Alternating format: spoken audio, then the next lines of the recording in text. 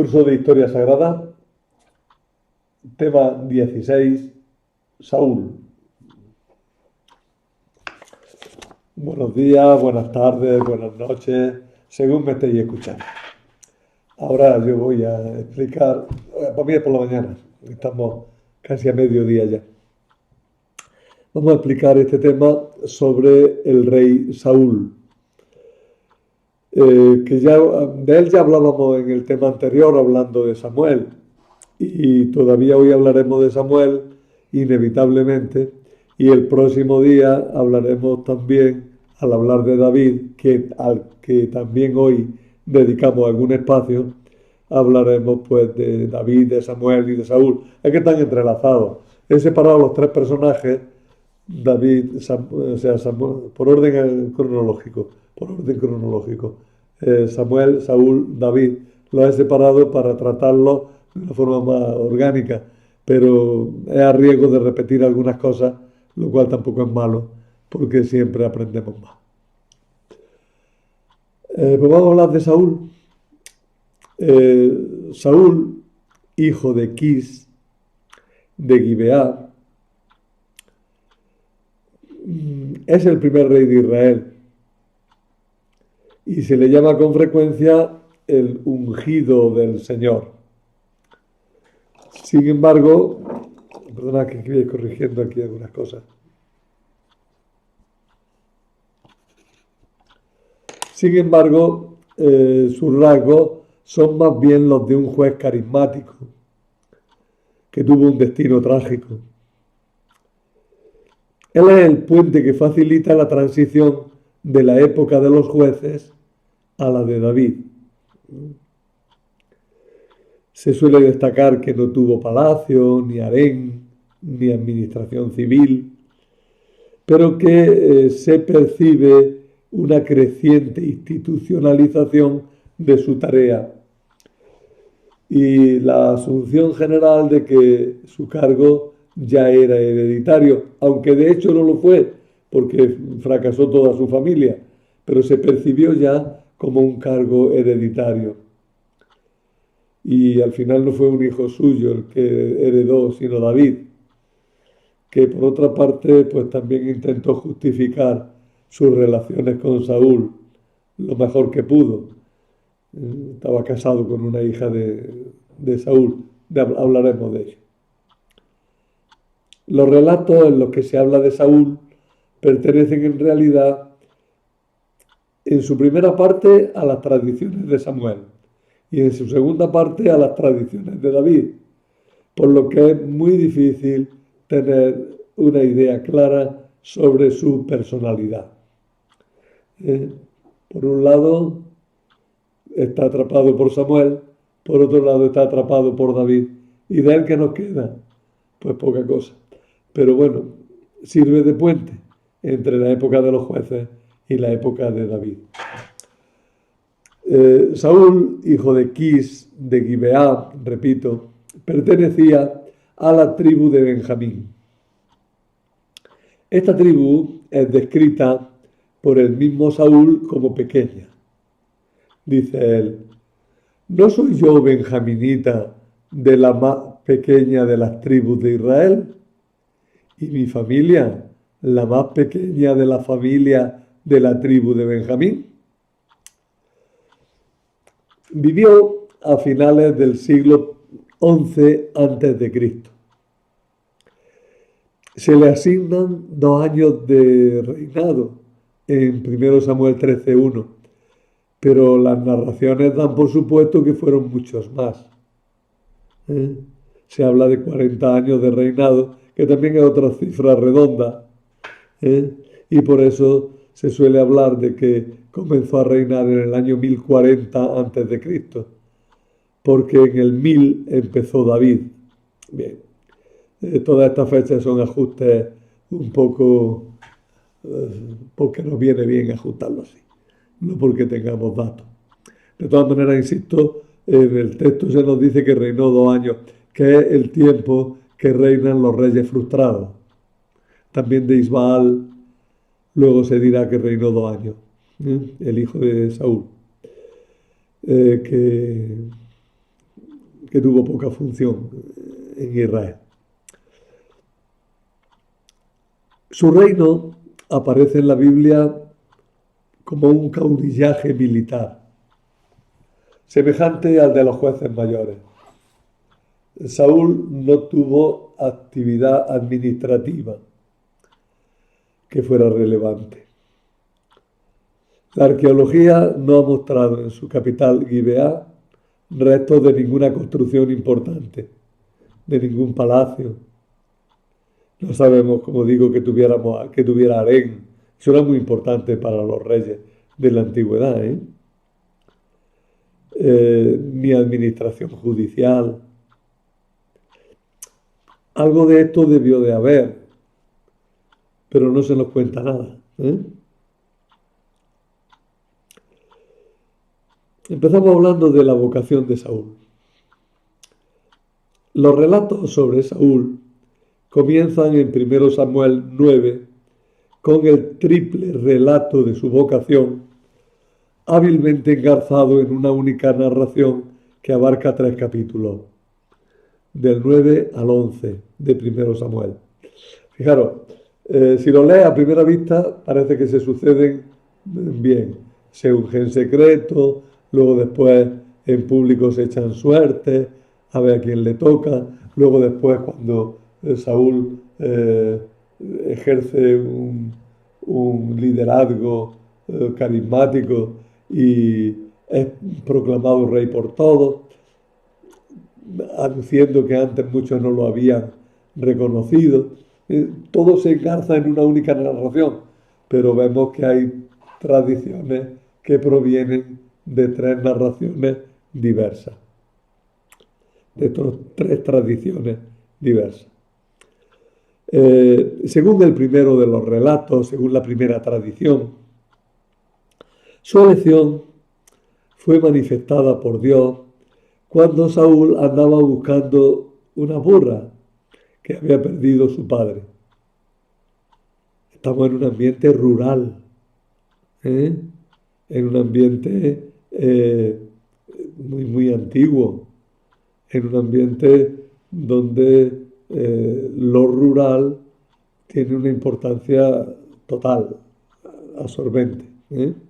Saúl es de una familia, aunque él diga que pequeña, pero es de una familia importante. Y por tanto, pues tienen campo y por tanto, pues las cosas del campo le importan. Se pierden una burra y entonces Saúl pues sale a buscarla, ¿no? Va de un lado para otro buscándola. Y como dice alguien, en algún sitio copié esta frase, pero me gustó, buscaba una burra y se encontró un reino. Samuel había recibido una orden de Dios de consagrarlo como rey, por lo que cuando se encontró con él, lo ungió en secreto. Este cuadro me parece muy bonito. Fijaros que el distintivo de Saúl, cuando se le dibuja y cuando se le quiere distinguir de otros personajes, por ejemplo de David, es que Saúl se representa como un hombre grande, grandote. Se nos llega a decir que le sacaba la cabeza a toda la gente que tenía alrededor. Un hombre grande, fuerte. En cambio de David se nos dirá más bien que es un hombre delicado, un hombre guapo, hermoso, pero de aspecto más delicado. Por lo menos esa es la figura que queda para la iconografía, sea mental, sea verdaderamente representada. Digo que Samuel había recibido una orden de Dios de consagrarlo como rey, por lo que cuando lo encontró a raíz de la búsqueda esta de la burra, lo ungió en secreto. Saúl entonces quedó poseído por el Espíritu de Dios, que lo transforma en un hombre nuevo. Pero es curioso cómo se manifiesta esta posesión divina, porque se manifiesta de una forma muy ambigua. Dice que cuando Saúl se despidió de Samuel y se fue, pues yendo por el camino se encontró con una banda de profetas. ¿Qué eran estos profetas? Estos profetas eran gente que se decían poseídas por el Espíritu de Dios y que iban cantando y danzando, tocando panderos, gritando y haciendo piruetas. Y la gente, al verlos, decía, estos tienen un espíritu divino y por eso hacen estas cosas tan extrañas. Pues bien, Saúl, que ha sido poseído por el Espíritu de Dios, para ser rey, sin embargo, el Espíritu de Dios se manifiesta en él al principio de esta forma tan ambigua y incluso actúa como los profetas. Empieza a saltar, empieza a bailar con ellos.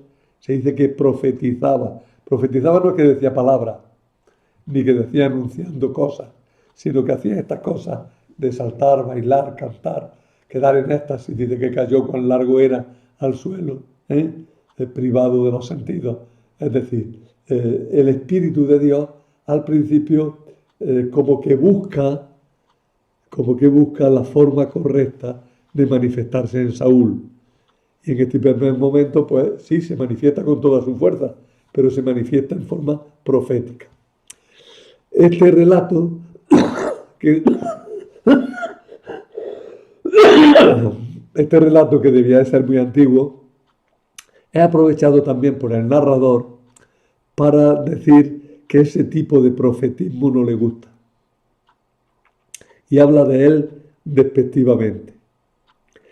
La frase que se dice de Saúl, también Saúl entre los profetas, dicho que quedó proverbial para indicar que una persona se encontraba en un lugar inadecuado a su categoría, pues tiene un carácter burlesco y negativo.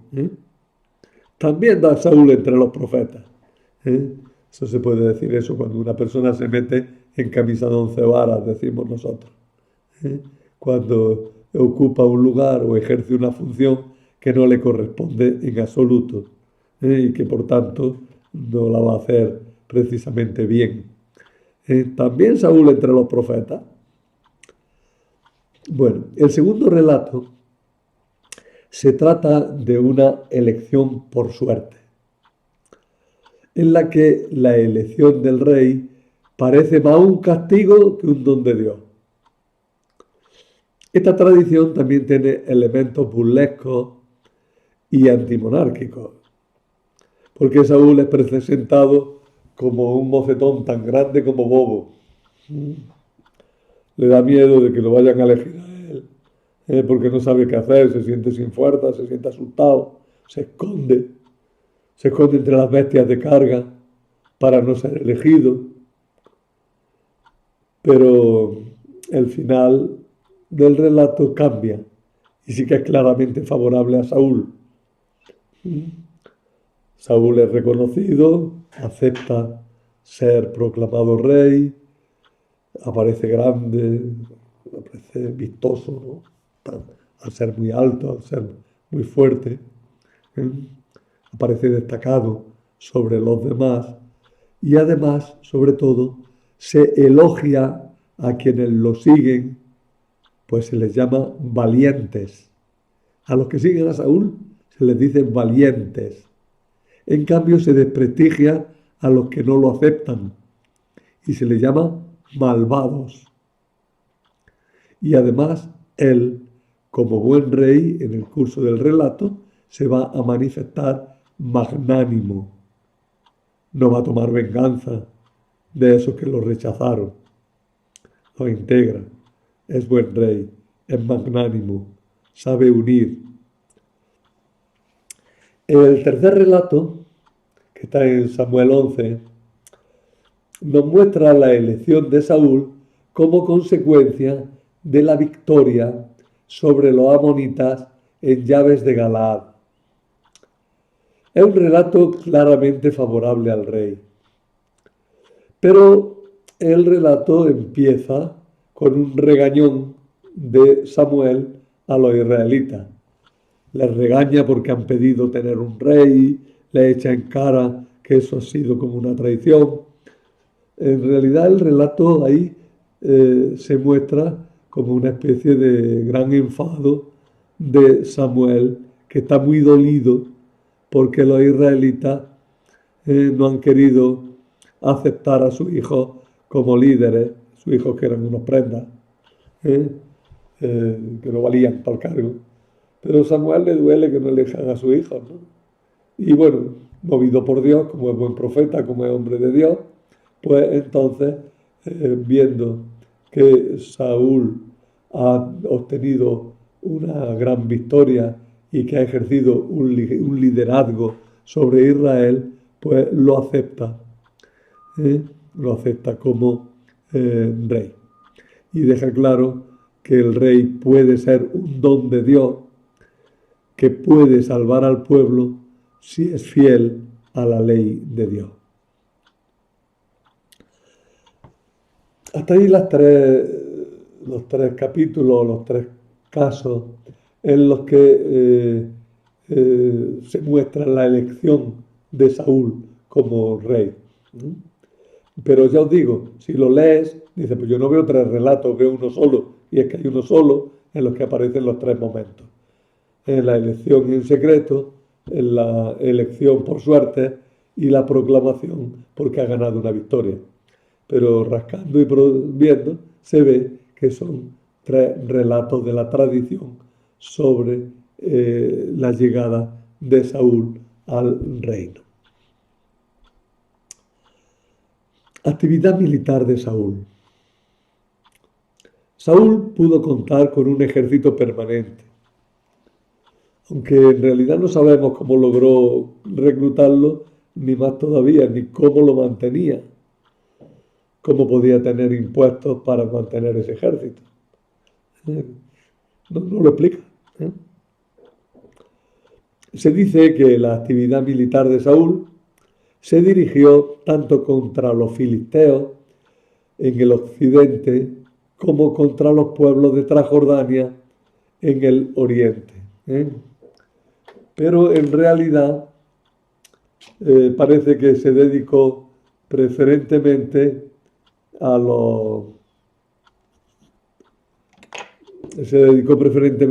la lucha contra los filisteos, que eran los que en ese momento ofrecían problemas, porque ellos los filisteos habían visto la ocasión de apoderarse de la zona montañosa de Canaán y hacer así una expansión desde su territorio en la costa, que era más bien angosto y que le ofrecía pocas posibilidades de desarrollo.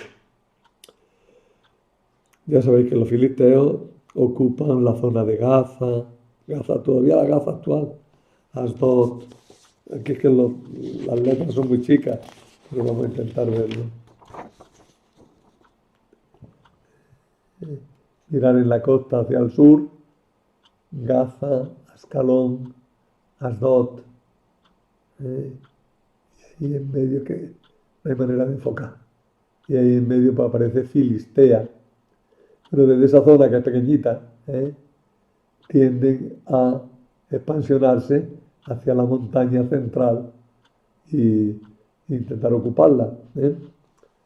Pero claro, allí chocan con los israelitas que a su vez están en un momento difícil porque los filisteos eran fuertes.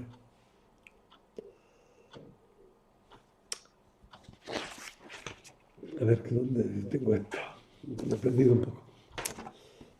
En esta época, ya se empieza a hablarnos de Jonatán. Jonatán, mira, en hebreo se dice Jonatán. La Yod inicial en castellano se pronuncia J. Por tanto, no digáis Jonathan como los ingleses, que en inglés queda muy bonito, pero en castellano es Jonatán. Lo siento por los que os llamáis Jonathan. Llamaros como os hayan puesto vuestros papás y como queráis conveniente. Pero el personaje bíblico se llama Jonatán. Bueno, pues Jonatán, hijo de Saúl, empieza a brillar en esta época como un gran guerrero de grandes valores humanos y morales. Es un hombre realmente atractivo humanamente y moralmente. ¿eh? Algunos dirán, bueno, pero no estuvo enamorado de David. Bueno, mirar, eso es toda una leyenda que se construye después, a raíz de una frase que vamos a ver al final del tema. ¿eh? No se habla del tema, y punto final. No se habla en la Biblia de eso. Sin embargo, aparece como un hombre magnánimo, fiel, bondadoso, capaz de mantener una amistad seriamente, fiel a su padre, un hombre entregado a Israel. Es lástima que nos haya quedado tan poca tradición acerca de Jonatán, porque ciertamente lo poquillo que nos ha quedado lo presenta como un gran hombre. Los relatos sobre Saúl en general van destinados a mostrarnos las causas por las que fue rechazado por Dios. Y entonces pues se nos va a hablar de faltas culturales, como la ocurrida cuando ofreció un holocausto en Gilgal, sin contar con Samuel. Él estaba en Gilgal, había quedado con que Samuel vendría y para participar en un sacrificio al Señor. Y Saúl empezó a ponerse impaciente, la gente estaba impaciente porque no llegaba Samuel, y entonces se decidieron y ofrecieron por su cuenta el holocausto. Como no tenían derecho a hacerlo, pues Samuel, cuando llega, se irrita contra Saúl y le dice que Dios lo ha abandonado, que Dios ya no está de su parte, que Dios se va a elegir a otro rey. Esta brecha se profundiza cuando, por un lado, Jonatán comete sin saberlo un pecado también cultural al comer miel cuando su padre había lanzado una maldición contra el que comiera antes de la victoria en una batalla. Jonatán no lo sabía, que se había producido esa maldición, pero lo hizo. Y mirar, en el Antiguo Testamento no andan con disquisiciones muchas veces. El que la ha hecho, pues la ha hecho bien o la ha hecho mal. Jonatán ha hecho una cosa que está mal y por tanto merece el castigo, tanto que su padre quiere matarlo. Pero la gente dice, hasta aquí hemos llegado. Jonatán es un hombre bueno y si ha cometido una falta, pues que haga una expiación, pero se le perdona. Y entonces Saúl empieza a sentirse muy solo porque Samuel está en contra, su hijo empieza a actuar por su cuenta. Samuel también acusó a Saúl por haber violado el anatema después de una batalla contra los amalecitas, al no destruir el botín conseguido. Es decir, las acusaciones que hay contra Samuel son de tipo religioso, pero entendiendo la religión según la época antigua, ¿no? Son faltas de pureza, faltas contra la santidad, faltas contra el culto, faltas contra el anatema que consagra las cosas a Dios. ¿Veis? A nosotros nos resulta muy extraño que Dios rechace a Saúl por esas cosas. En cambio, a los israelitas les parecía lo más normal del mundo, ¿no? Saúl va a ser un hombre rechazado porque no ha sabido estar a la altura en lo cultural. Aunque fuera muy valiente, aunque fuera un hombre entregado a la causa, pero falló en una cosa muy importante, en la relación con Dios. Insisto en una cosa que ya insistió en toda esta historia sagrada que llevamos. Las faltas culturales en el Antiguo Testamento tienen mucha importancia, porque indican cómo se trata a Dios o cuál es la relación que se mantiene con Dios. Por eso las faltas culturales, las faltas contra el culto, ya desde Caín, que ofrece mal y por eso no es aceptado. Los de la Torre de Babel, que quieren hacer un culto a su aire. Y a lo largo pues, de todo el relato bíblico los temas culturales pues van a tener siempre mucha importancia.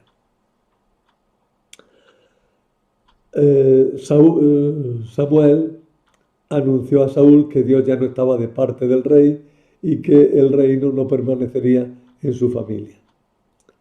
Las desavenencias entre Samuel y Saúl fueron en adelante insalvables.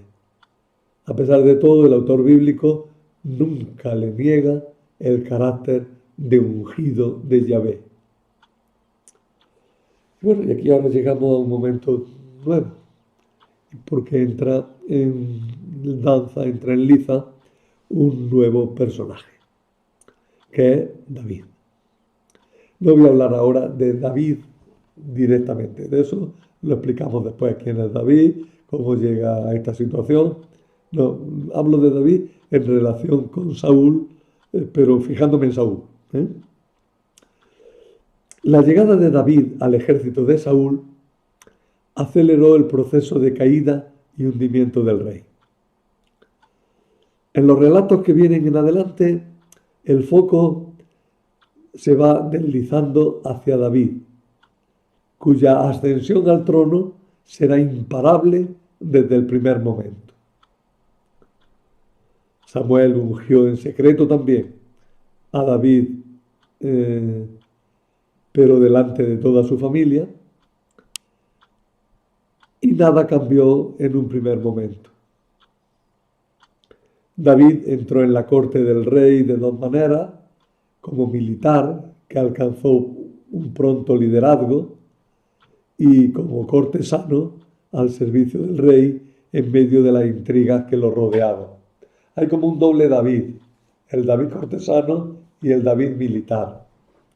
Pero ya digo, lo que me interesa es que a Saúl le va a caer muy mal el David militar y le va a caer peor todavía el David cortesano.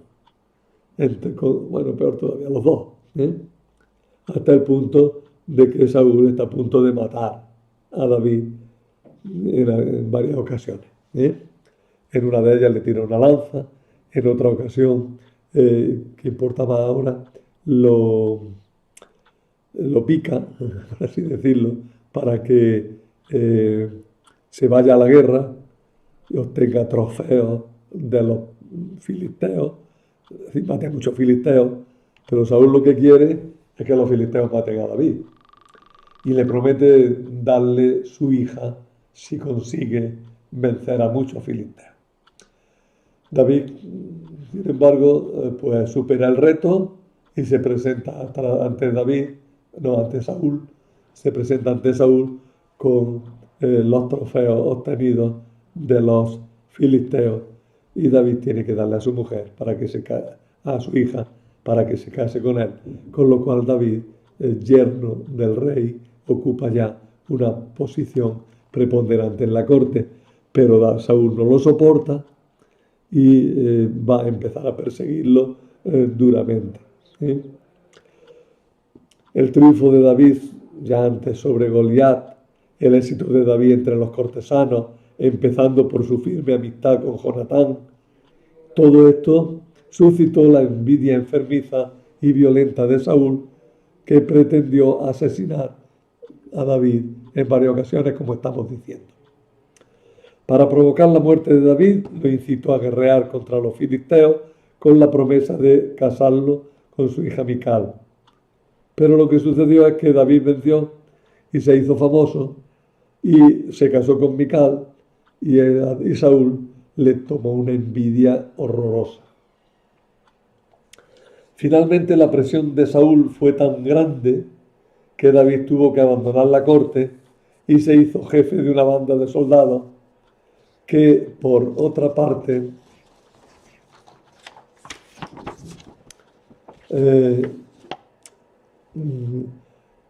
huía, o sea que por una parte huía, se apartaba de Saúl, que lo perseguía, pero por otra parte se le enfrentaba, ¿no? Ya hablaremos de estos enfrentamientos. Todos los episodios de esta época están ya contados para ensalzar la gloria de David. De Saúl, ¿qué se nos dice? Porque se fue volviendo loco. La guerra contra los filisteos continuaba, Saúl se vio desbordado, estaba empeñado en una empresa sobrehumana, vencer a los enemigos de Israel tan solo con sus fuerzas, más propias de un héroe clásico que de un elegido por Dios. Su destino es trágico. Todo su esfuerzo acaba en un tremendo fracaso para él y su familia. Pero de las cenizas del fracaso de Saúl surgirá el triunfo salvador de su protegido y odiado David. Su última batalla la libró Saúl en los montes de Gelboé. Los montes de Gelboé están muy cerca de Galilea ya, por ahí, por esa zona. Pero antes de la batalla, Saúl quiso consultar a Samuel una vez más.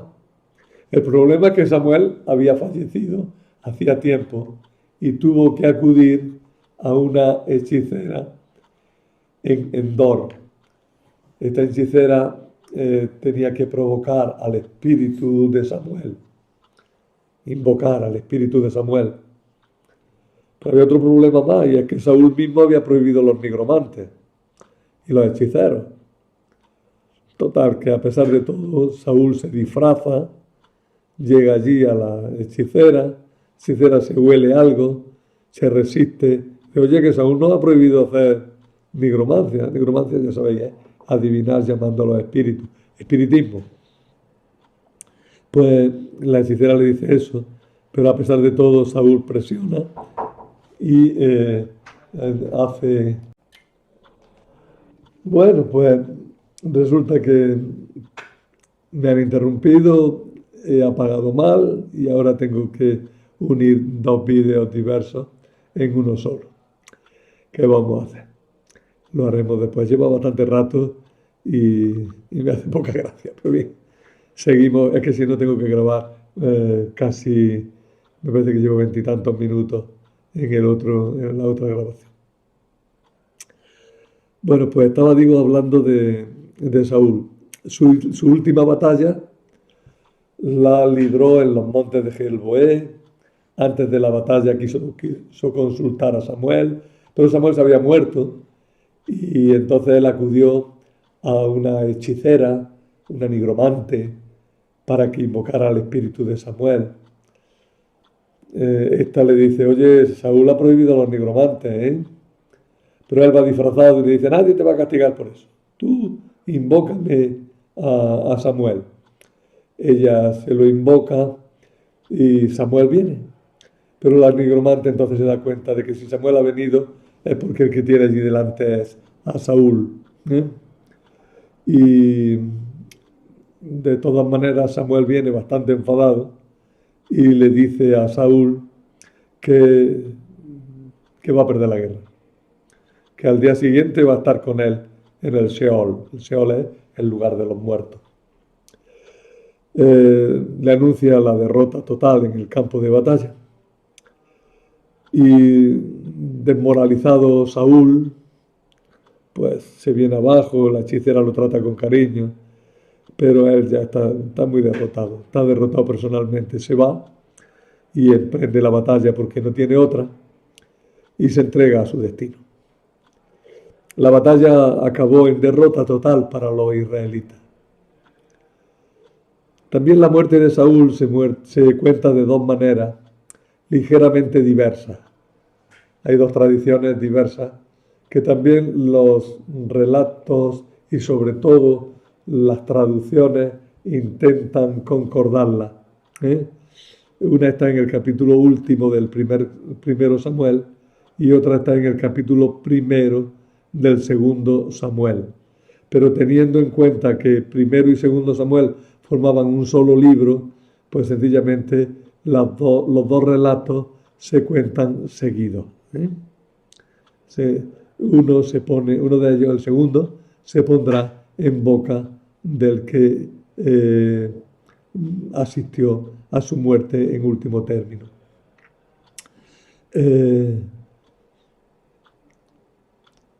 El autor final de la obra, ya os digo, se esforzó en concordar los dos relatos.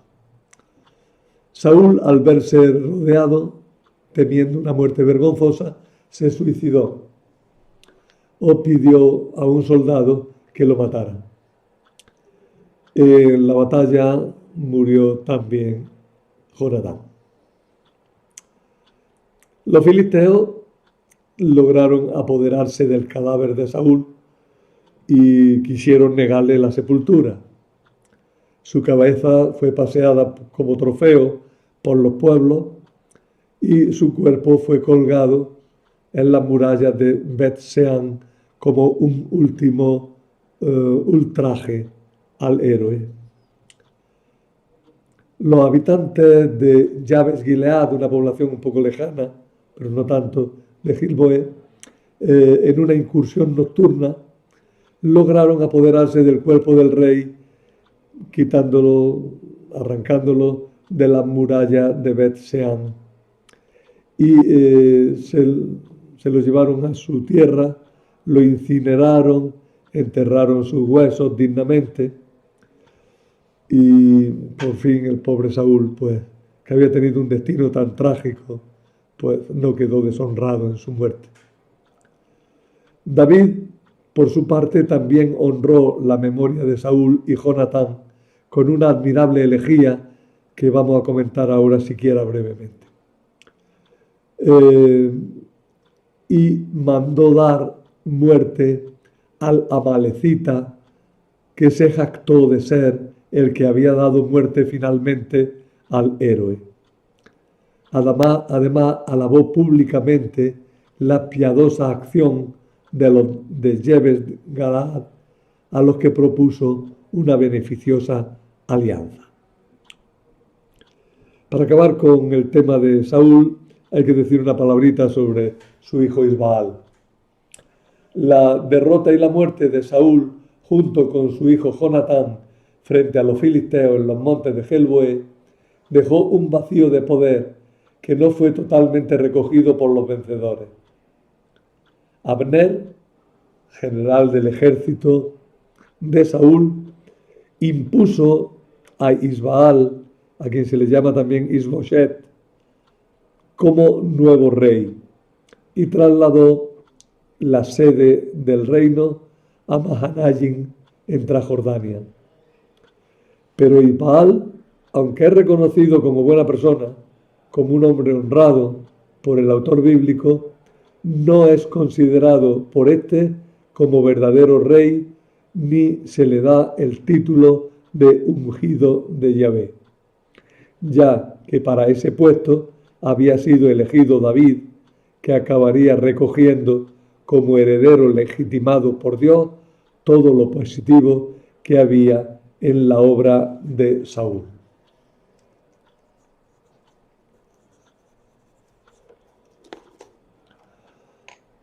Bueno, antes de comentar un poquito la elegía, quiero decir una cosa literaria sobre estos capítulos de lo que se suele llamar la historia de la ascensión de David, en lo que se insertan todas estas noticias sobre Saúl.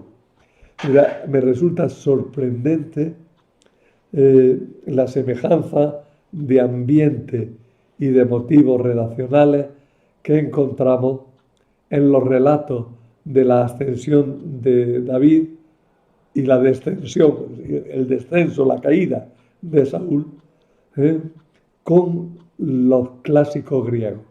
Diréis, ¿y eso qué viene? Pues sí, porque es verdad que hay un mundo de valores, un mundo de ideas, un mundo de pensamiento, un mundo de motivos literarios que son comunes, por ejemplo, a la Odisea y también quizá a la Ilíada y a los libros de Samuel en esta parte de la ascensión de David. Podemos hablar de muchas cosas y el próximo día hablaremos cuando hablemos de David, de la lucha de campeones, pero hoy lo último casi que hemos leído ha sido cómo el cuerpo de Saúl es deshonrado por los filisteos que no quieren enterrarlo, y me acordaba yo tanto de Polínices, a quien Antígona quiere honrar porque Creonte no quiere enterrarlo. ¿eh? Y me acordaba también de Héctor, el que es deshonrado tremendamente por Aquiles, ¿eh? Y como el padre de Héctor tiene que suplicar para conseguir el cuerpo de su hijo y honrarlo luego después. ¿eh?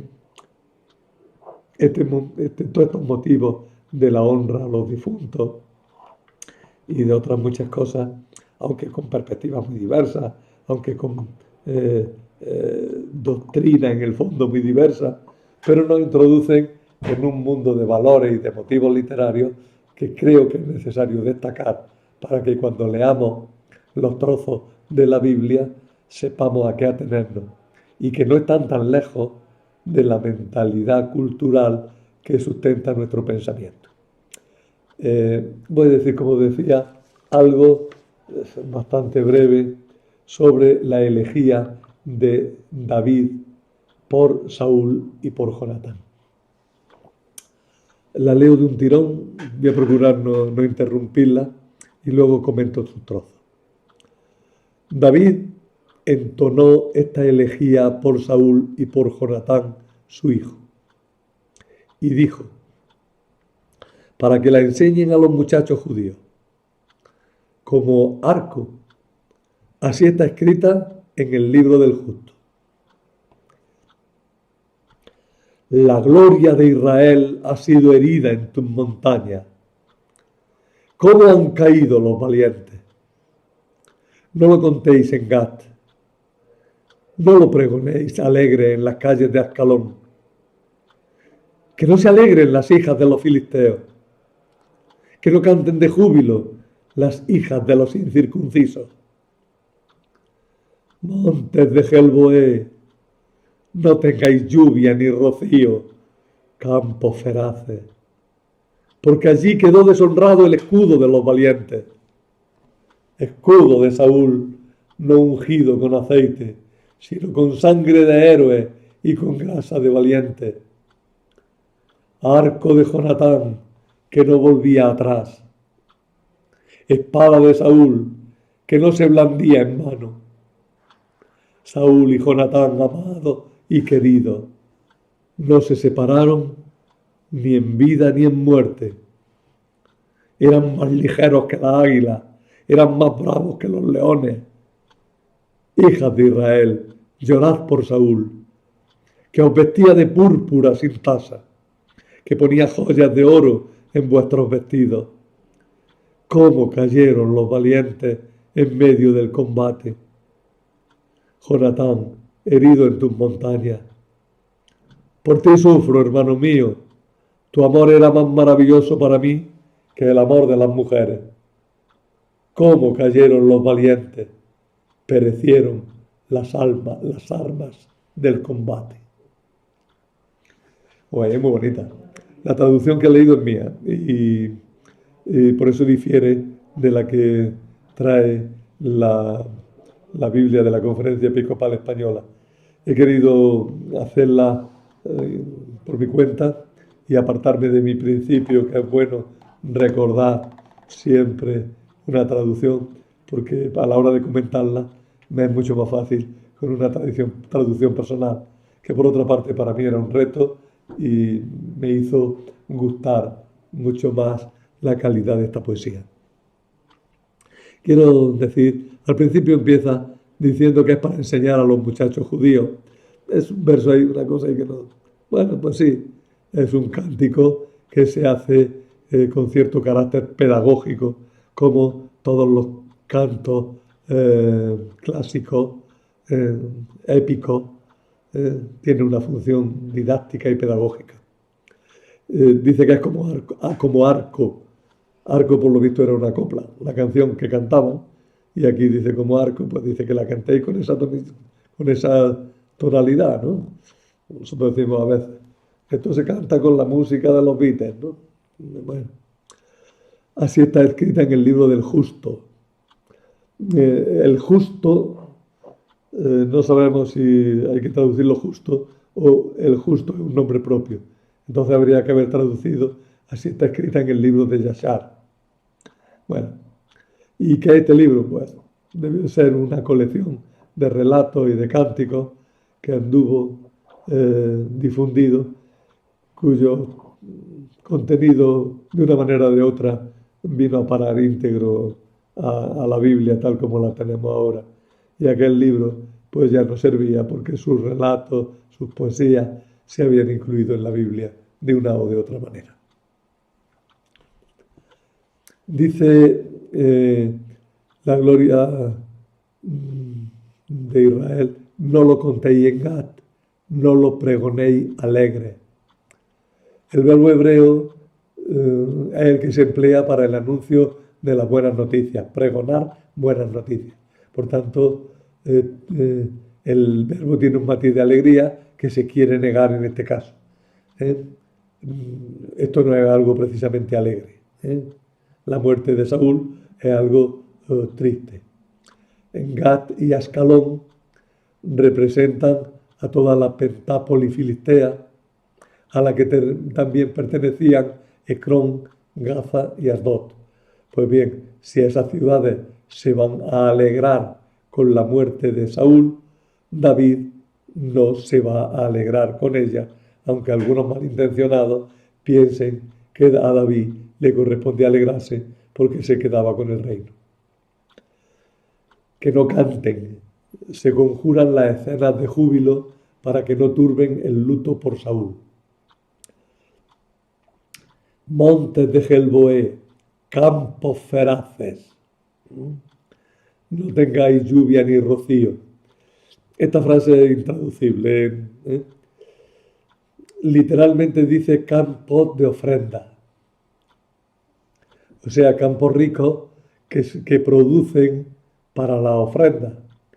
O campos buenos como las primicias que se ofrecen. Pero esto no es aceptado por muchos. La traducción griega supone un texto diferente, que conduce a una traducción muy distinta. Tus alturas son montes de muerte. Como veis, no tiene nada que ver.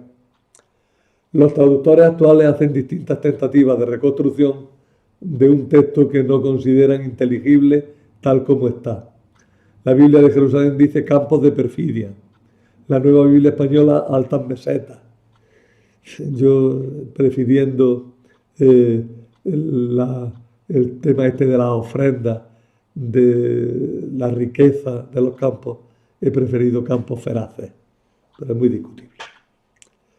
Dice que el escudo no estaba ungido con aceite, sino con sangre. El escudo de cuero se unta con aceite para darle elasticidad, para que pierda fragilidad. Hay una alusión a la unción regia de Saúl. Saúl no ha sido ungido rey por el aceite, sino por sus hazañas. Pero también se puede aludir al rechazo de Saúl. No estaba bien ungido, por así decirlo. Es decir, su unción la perdió por sus faltas cultuales, como nos había dicho antes el libro de Samuel. Se les llama héroes. Algunos traducen heridos, pero a mí me gusta más esto de héroes, ¿no?